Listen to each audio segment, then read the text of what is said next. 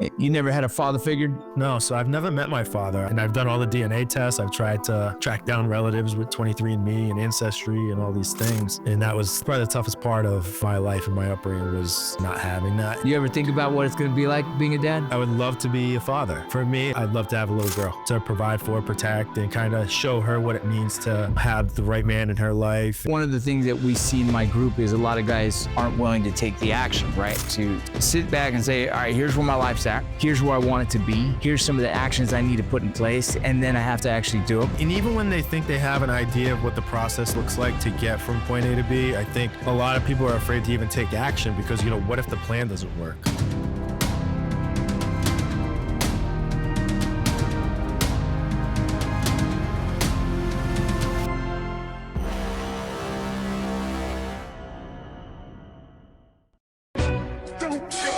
Welcome to the VinnyRoc Podcast. I took the blows and did it my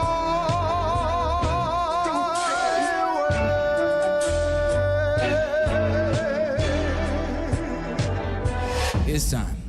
The VinnyRoc Podcast.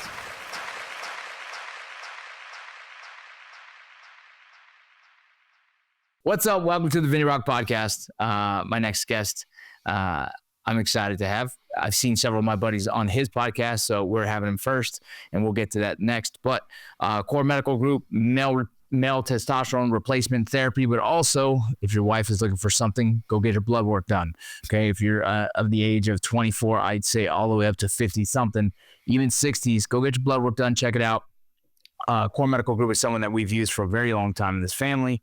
I highly recommend it. A lot of veterans, military individuals use this company. And so you guys go check it out. Also, there will be a military appreciation weekend, late February. I think it's 28th all the way to March 1st.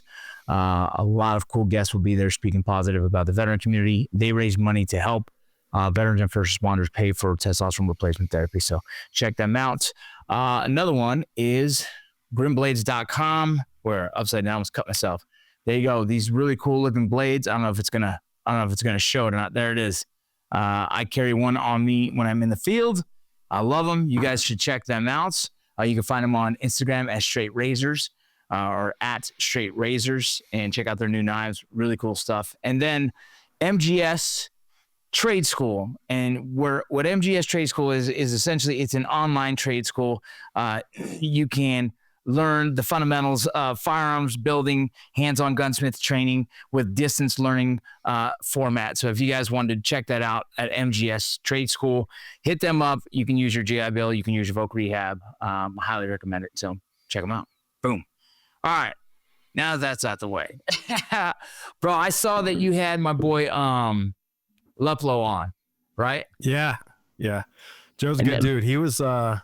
when I first started putting it out, like on Instagram, just period, that I was going to be having a podcast come out and this and that, somehow he stumbled across my page, and he was one of the first guys to reach out and be like, hey man, I like the message. I like what you're about and all of that. So I think I had him on within first 10, 12 guests. And yeah, man, I like Joe. Solid dude. He's a very interesting dude with levels to him. But the cool thing about him that I worked with a dude in Ranger Battalion, so I know him intimately. Yeah. And it's cool seeing him finally kind of really coming out and be front facing, because he's usually kind of like behind closed door kind of personality. He likes to just be in the back doing his thing. And now that he's putting himself out there in the public setting, like I say, front facing, it's exciting to watch.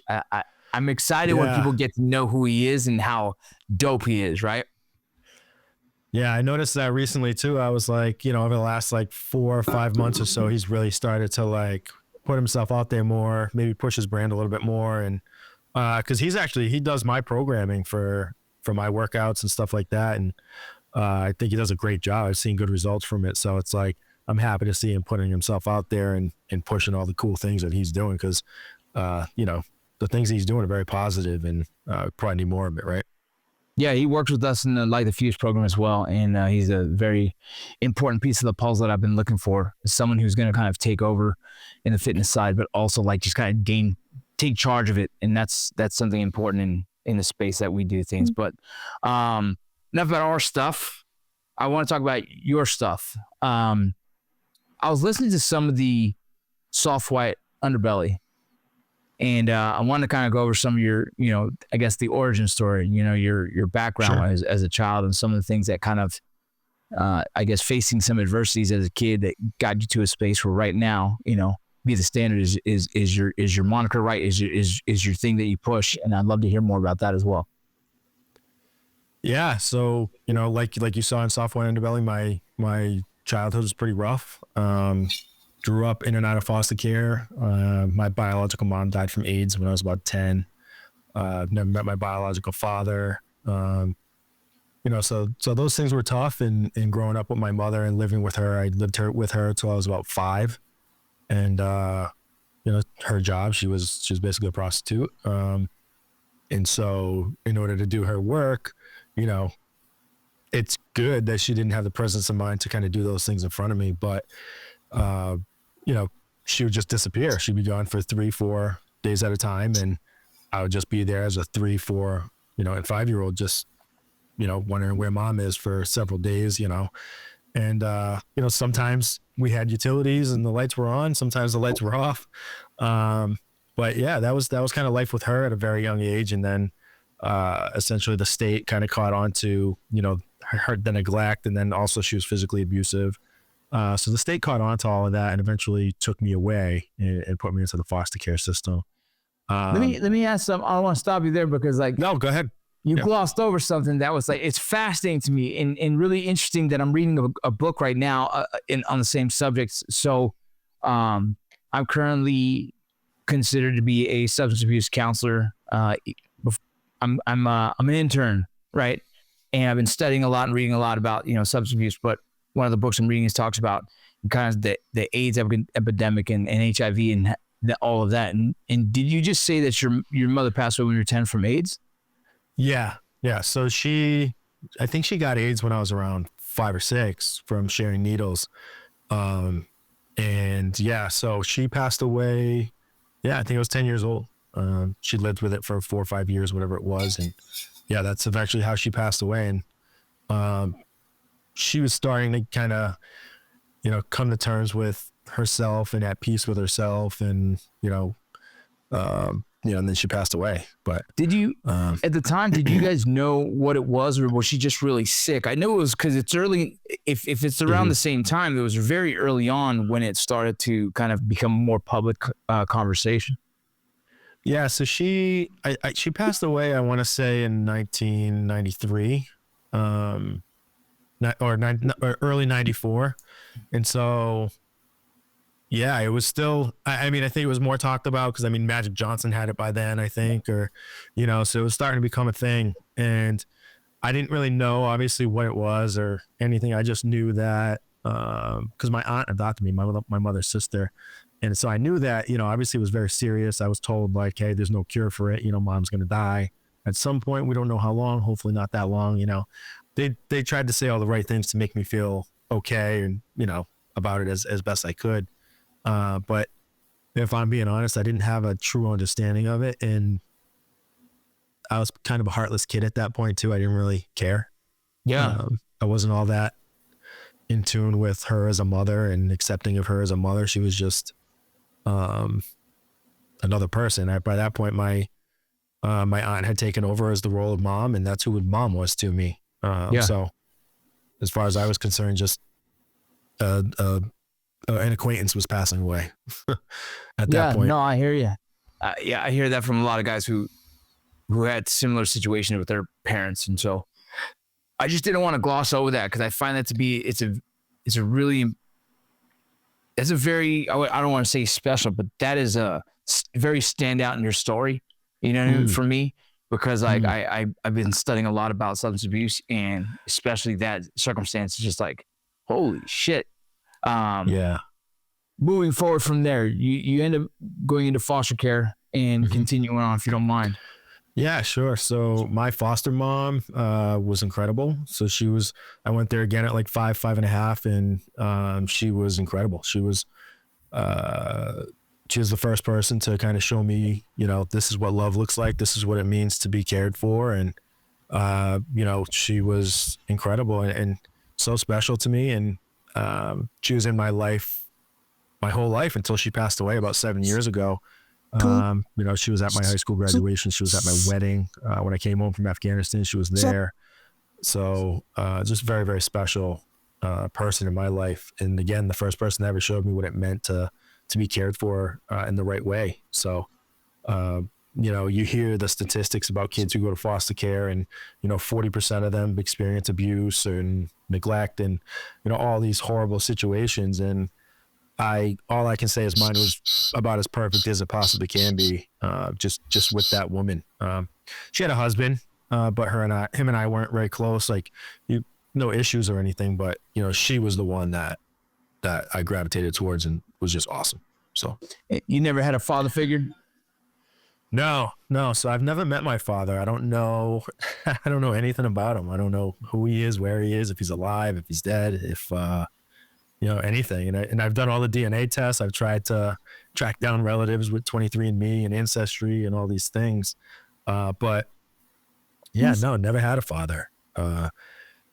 And that was probably the toughest part of my life and my upbringing was, you know, not having that and seeing friends who did. And, because I, you know, especially now, just being able to reflect on what it means to not have a father, I understand the importance of what it means to actually have a father.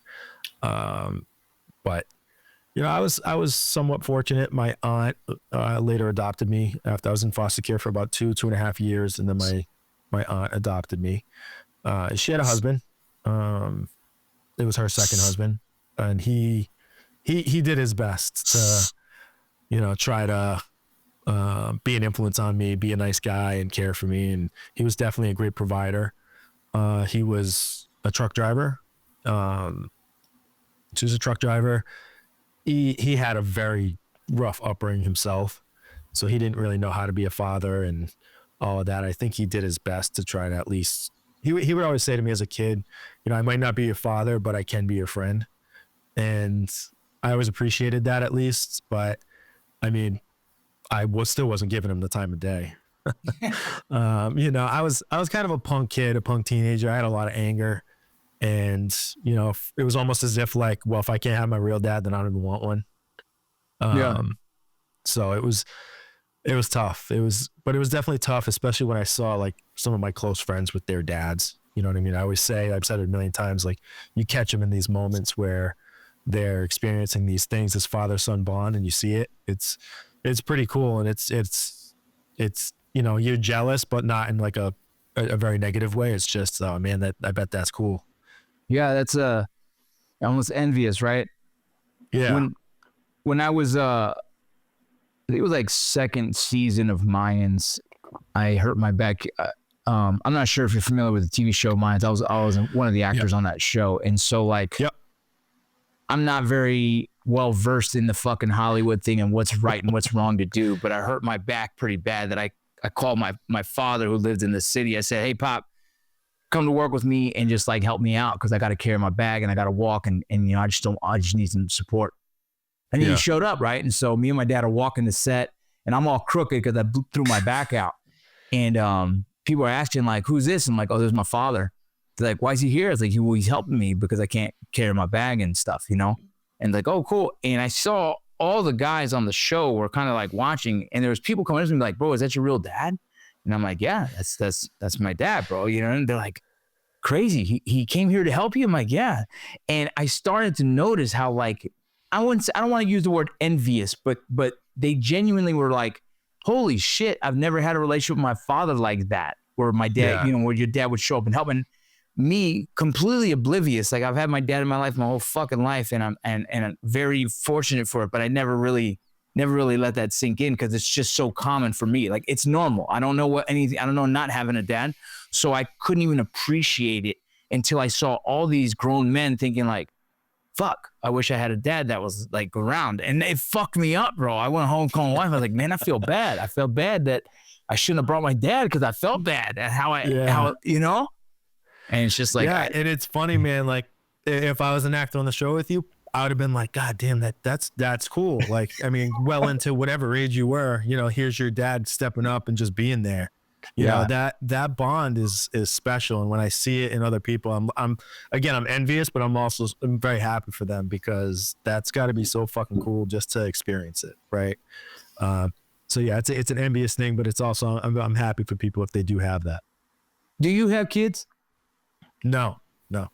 You ever think about what it's going to be like being a dad? Or even if you want to have kids? I don't know if you want to have kids. I do. I think about it often, actually. I would love to be a father. And it's weird. Like, I know most men, they want a boy because they want to, you know, pass on that legacy and this and that. But for me, it's something about, I'd love to have a little girl, to provide for, protect, and kind of show her what it means to, you know, have the right man in her life, and, you know, set that example.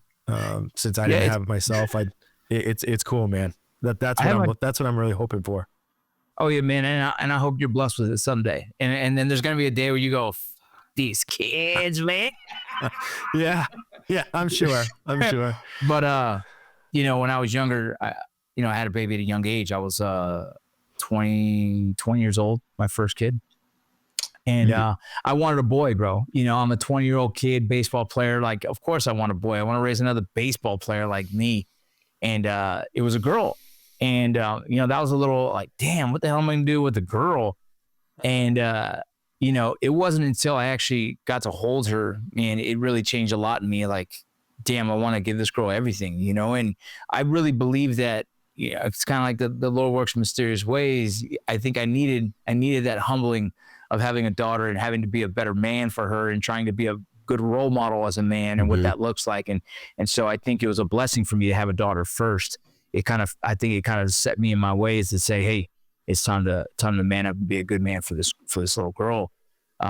Eventually having my sons, it was a challenge trying to learn how to be a good dad, even though I had a good dad, you know what I mean? And there was things, obviously, I think from every childhood, we look at our child and say, I want to be more like that, or I definitely will never be like that. And it's the same in like military leadership, law enforcement leadership, or any kind of leadership position. You sit there and you go, that's more of how I want to be as a leader, or that's how I want to be as a dad.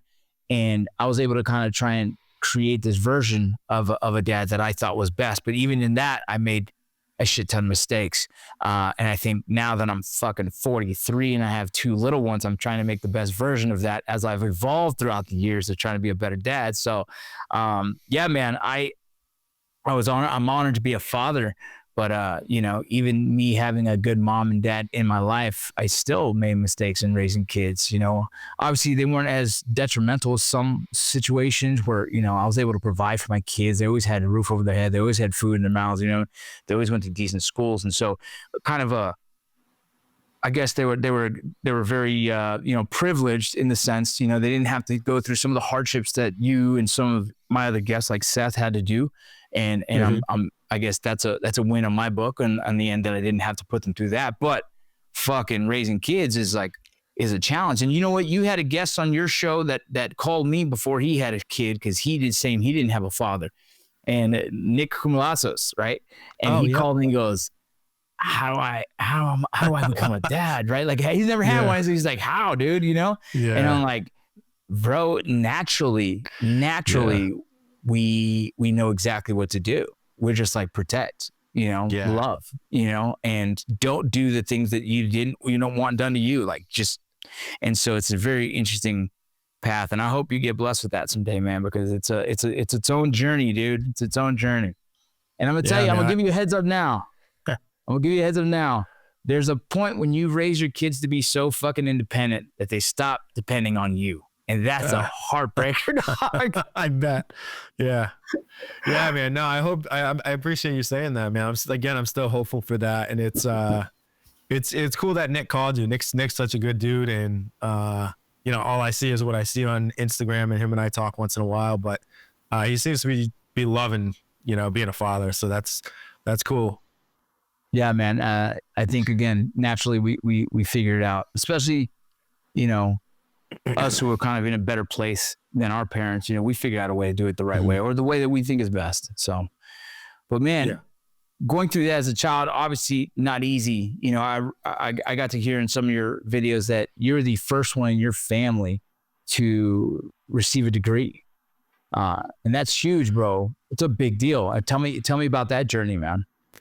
Yeah, no, it was weird. It's just one of those things. After high school, I went straight to college. I did 3 years of college, and you know, in that 3 years, I was bored with it. I didn't really enjoy it. I was just kind of going through the motions. Didn't have a clue who I was still. You know, I think I had maybe a 2.7 GPA or something. Just like I said, going through the motions, drinking as much as I could, talking to as many girls as I could. You know, that sort of thing. For the first 3 years. And then essentially just going into my fourth year, I couldn't afford to go. It was too much money. Couldn't get any more student loans. At that point, I had already borrowed about 40 grand. And so I decided I was going to take a year off and, you know, I'll go back to school after working for a year. I'll save up. And yeah, I ended up, instead of going back to college after a year, in that year, I was working the paint counter at Home Depot, and Army recruiter walked in and spotted an easy target. He needed some paint, and he came over to me, and the rest is history. And my only regret is that, you know, he did a really good job selling me, because I had always had a ton of respect and admiration for people who served in the military, law enforcement, that sort of thing.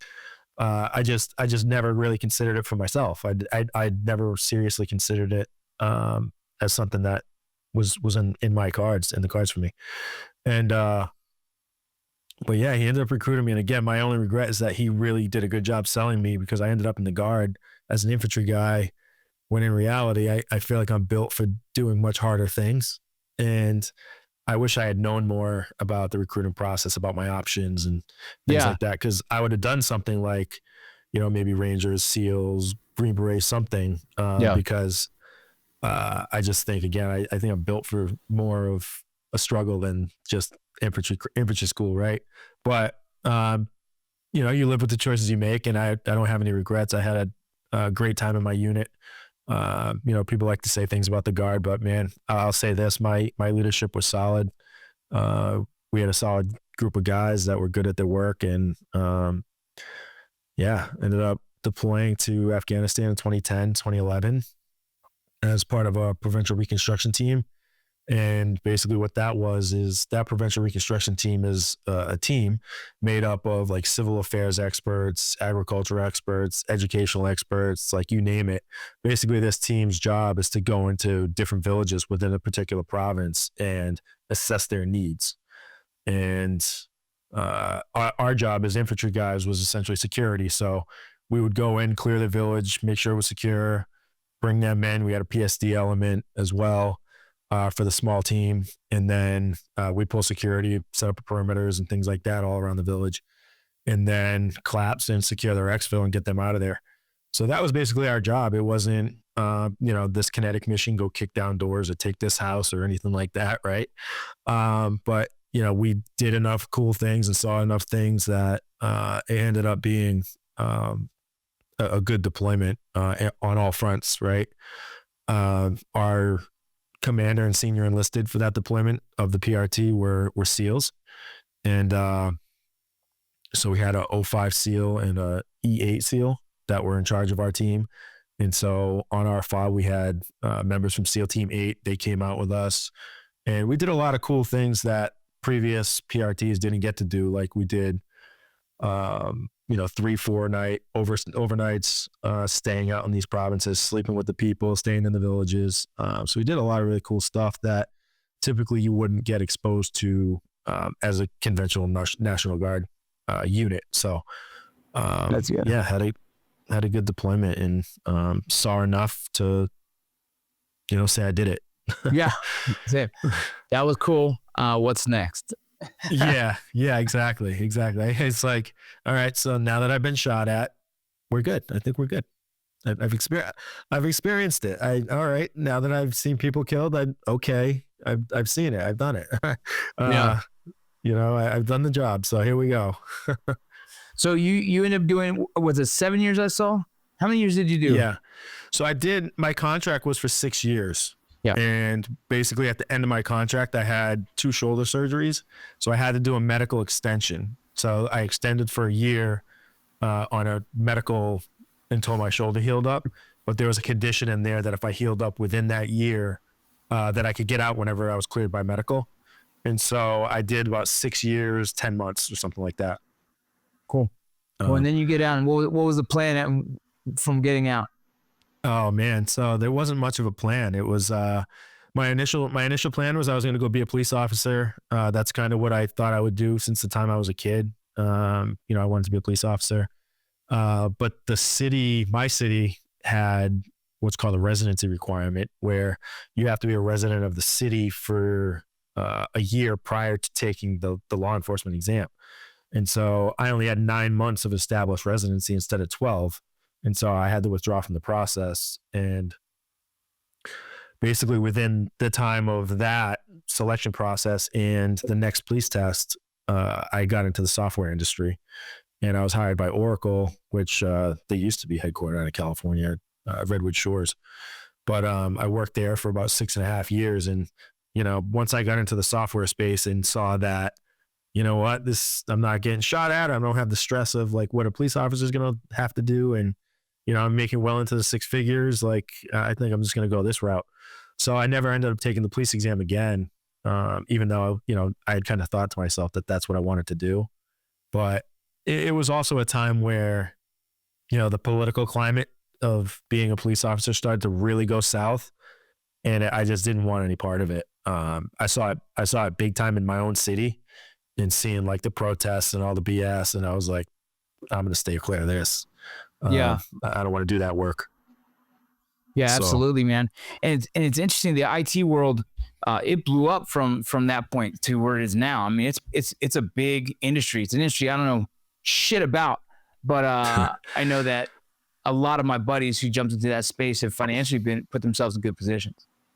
Yeah. It's been very good to me. I've been, like I said, I started at Oracle in the software space, and twice I went to their what they call President's Club, and that's being recognized as a top 1% performer in a company of 130,000 employees. So it's pretty cool, and you can it's definitely good financially if you're successful in it. Yeah. Well, talk to me about like Be the Standard. I saw some of your posts on that, and what was it that kind of pushed you to want to kind of get in front and kind of be a voice out there? Yeah, man, that's a great question, because I wasn't sure which way I wanted to go about doing it. I had told myself like, I'm going to write a book or I'm going to do a podcast or whatever. I wasn't sure how to go about sharing my story, because I wanted to get more of my story out there, because I was really starting to feel like, it might be worth sharing my story, but I'm not really sure. Wasn't sure if I had the confidence to really start putting myself out there. Yeah. So I ended up having a conversation with a buddy of mine who was a SEAL. He's a good friend of mine. And, I started to say to him, I don't know if anybody really wants to hear from me, right? Like, I don't have a Green Beret. I'm not a SEAL or a Ranger or whatever. So I was very hesitant on doing it. And he was like going through my story with me. And then he starts to say, hey man, like, when you go through SEAL training, you're going through BUDS, obviously it's very hard, but at any point you can ring a bell, and you ring the bell and, they bring you to your next duty station, life gets easier and you move on. He goes, but you didn't have a bell to ring. You didn't have that option, is what he said to me. And I was like, okay, that kind of hit me the way he put that. And he's like, he's like, everybody that goes through SEAL training volunteers for it. He goes, you didn't volunteer for all the shit you had to deal with. And you kicked it in the ass anyways. So, and then he flipped it on me and said, I think you have an obligation to share your story and try to help as many people as you can. He's like, you crawled out of it. Now you need to help somebody else crawl out of it. And so that really stuck with me. And so I decided that I was going to move forward with it. But I still didn't know how, right? Like, I didn't know if I was going to write a book, if I was going to do a podcast. I really wasn't sure. But somebody else that I kind of respected too, and I had talked to a few times, was Bedros Keuilian. And so I was talking to him on Instagram and I asked his opinion, what I should do. And he was very blunt with me. And he said, nobody knows who the fuck you are. And he basically said, do a podcast, put out some YouTube content and start there. Do the book later, but start there. Start building up, who you are, who you want to be, and, put it out there first and then go back to a book, which made a lot of sense to me. And so I started the podcast. I came up with the idea and definitively that I was going to do it about 16 months ago. Aired my first episode a year ago. Last week was a year, February 6th. And ever since then, man, it's been incredible. And, coming up with Be the Standard, I got to give my co-host credit for the exact name. He came up with Be the Standard. But, we basically, I sat down and I came up with the 4 key principles that what it means to be the standard. And essentially it's, I came up with setting standards, creating the habits that you're going to execute every day, and then executing, and then lastly, holding yourself accountable and, just putting together a process of what it means to create the standard that you want to be for yourself. But that's kind of how it all started. Yeah, it's been going well. I've seen you across my feed, organically. I've seen you across my feed, which is good. And something, I'll have you. I'd love to invite you to come speak to my men's group on a Tuesday night, to tell your story. I'd love to. But your 4 pillars, those are important, because I think one of the things that we see in my group is a lot of guys aren't willing to take the action, right? To sit back and say, all right, here's where my life's at. Here's where I want it to be. Here's some of the actions I need to put in place. And then I have to actually do them. You know what I mean? So, and then holding themselves accountable, right? We just don't have enough people out there who are putting together that idea so they can achieve whatever success, right, is that they're looking for. Guys who are wanting to become sober, guys who want to financially be in a better position, guys who want to be in better shape. For some reason, they're not putting it together. And that's one of the most challenging things I've noticed with working with men is that they all have this idea of where they want to get to. Like, here's where I'd love to be. But for some reason, they don't kind of reverse plan that and how to get there, right? That whole middle phase is missing for them, and they don't even know how to create that. Have you seen that? Yeah. Oh, absolutely. And even when they think they have an idea of what the process looks like to get from point A to B, I think a lot of people are afraid to even take action because, what if the plan doesn't work, right? And so I just tell people, fucking move, man. Get moving, because the plan's not going to go the way you want it to go. You're going to have to pivot. You're going to have to, make moves and adjust accordingly. Like, it's not that this is life, man. This shit is not going to go exactly the way you want it to go. I don't know who you think you are, why you think you deserve that, but it's not going to happen, right? So the first thing that I tell people to do all the time, just get fucking moving and take some action, because without that, like, you're just going to stay still. You're going to be in the same spot next year, next month, next week, whatever. So that's paramount, is just getting your ass out of whatever chair it's in. There's too many people afraid of the failure.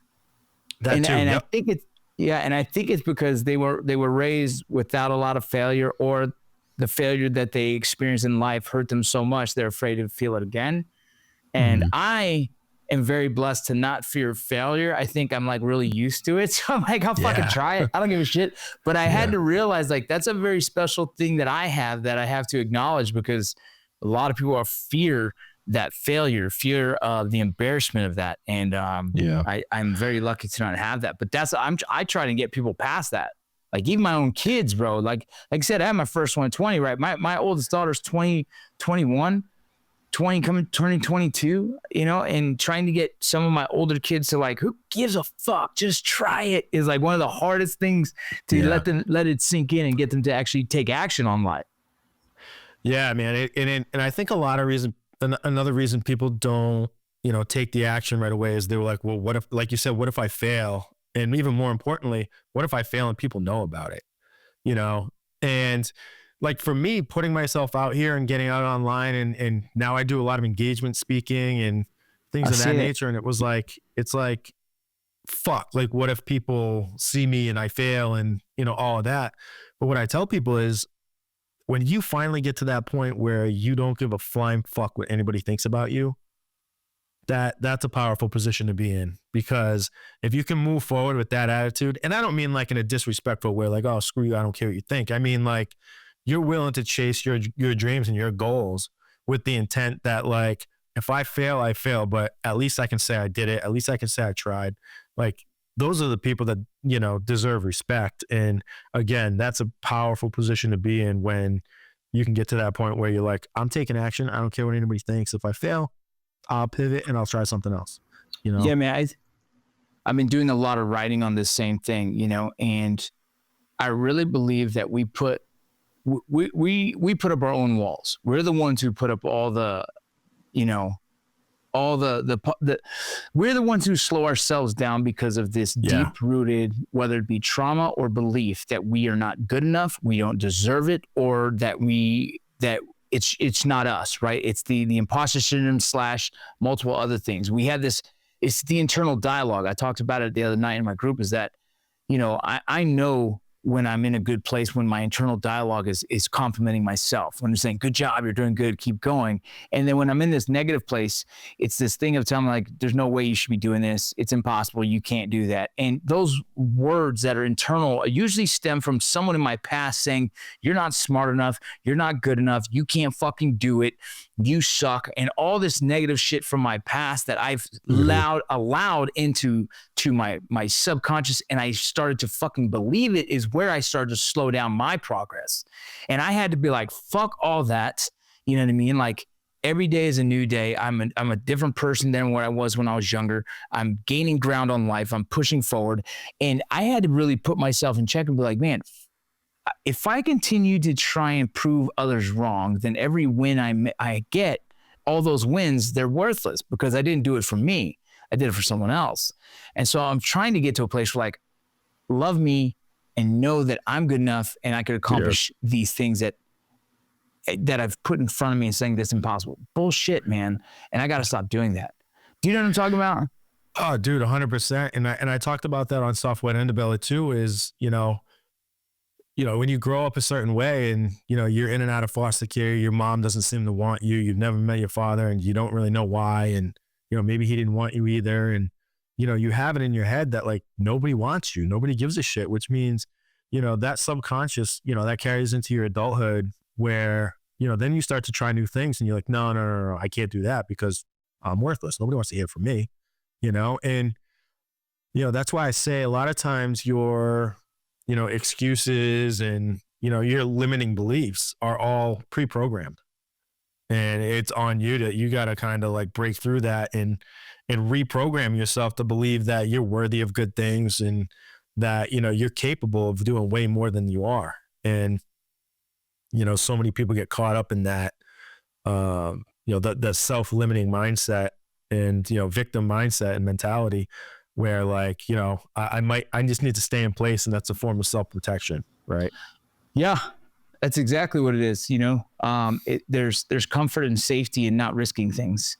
And hey, there's nothing wrong with that by any means. If that's where you want to live, fine. But if you're sitting in this comfort space and then also still complaining that you want more, you know, there's no one else's fault but yours not taking actions on what that more is, right? Whatever that is. Like, I wish I was the type of motherfucker who can be comfortable in just your basic 9-to-5 cubicle job. I wish my fucking heart and my fucking soul allowed me to sit there and do a 9-to-5 and then go home at night and see my kids and be content. But I'm not built that way for some fucking reason, good or bad or indifferent. I'm just not. I got to go out and fucking create shit. I got to use this brain to do special things in my own head that make me feel good, that make me feel fulfilled, that make me feel challenged. And I know that about me because I've done a lot of fucking deep work.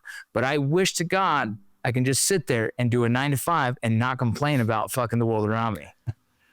Yeah, man. A lot of those 9-to-5 people, they seem to be happy. I mean, I don't know how genuinely how happy they really are, but, you know, a lot of them seem to be just content with that. And again, there's nothing wrong with that, but I'm a lot like you in that sense where I don't think I'm built that way either. I think, if I'm not challenging myself or pushing myself towards something new and greater, and, if I'm not doing something that's rewarding in terms of helping people and, putting other people in a better spot, then I really don't feel like I'm adding much value to really anything. So it's funny.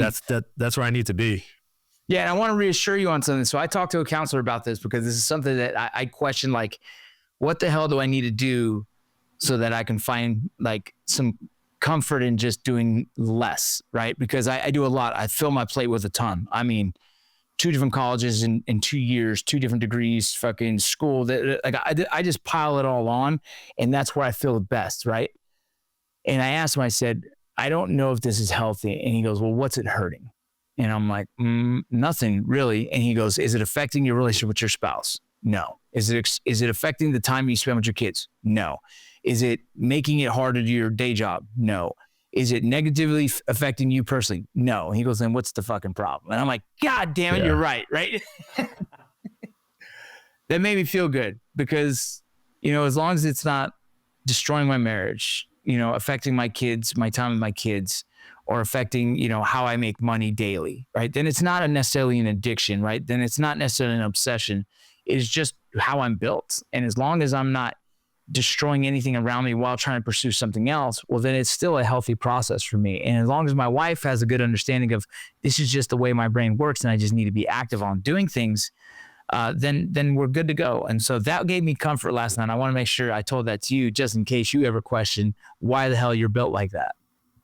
Yeah. I mean, I think I've always been built like that. I've always been challenging myself with something new and wanting more, whatever more looks like. I always want more of it. Either more responsibility or more things in my life to do or whatever. But yeah, I've always been built that way as well. And, I've never, I've always been called like obsessed or whatever. And, there's always been a label for me for, just the work ethic that I have and the things that, excite me and drive me and, kind of push me forward. And, that's no different right now with everything I'm doing with, the podcast and speaking. I'm also writing a book right now and, my day job too. I'm still in the software space. So like I'm doing a lot of different things at the same time. And, I just hear it all the time, geez, Denny, you're working your ass off. You don't stop. And, family members, friends, it does.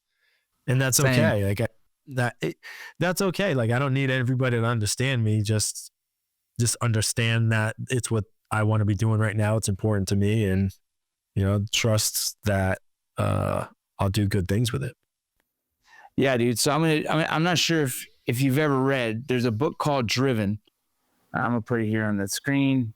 There's a book called Driven. I highly recommend you check that out. That actually gave a lot of answers for me. And it talked about that there's a certain genetic disposition that some of us have that are highly driven individuals, and used correctly, we can be very successful, right? Top in these companies, just kind of like you mentioned before, and as well as very successful individuals. And used inappropriately, they can be very addictive personalities to things like drugs, porn, blah, blah, blah. Yeah.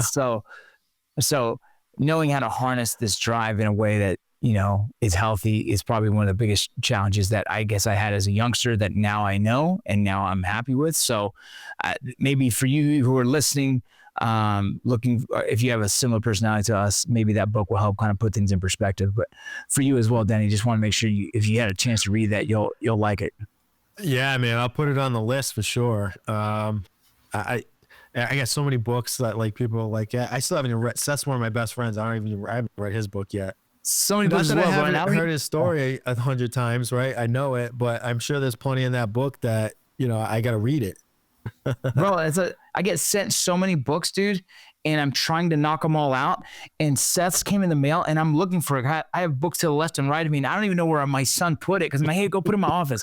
And so now I got to find the fucking books just so I can read it because I love Seth, and his story was dude, heart-wrenching and compelling, and I want to make sure I give him the respect. But dude, yeah, I got to find where the fuck I put it.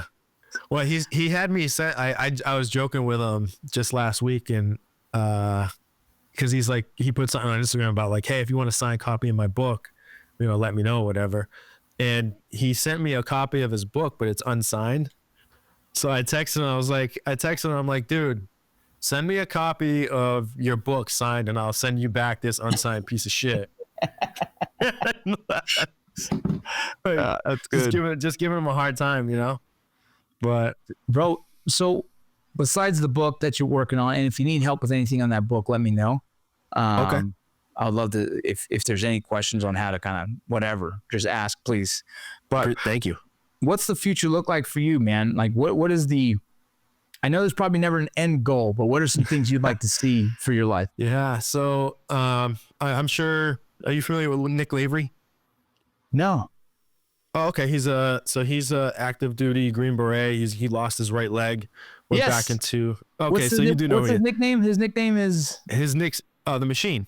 The Machine. Yep. Yeah. So I joined his team recently as a leadership coach, subject matter expert in his online business. It's like a community where there's 6 domains. There's leadership, finance, fitness, mental health, all these things, right? Yeah. So I joined his team doing that, just some leadership stuff, leadership coaching.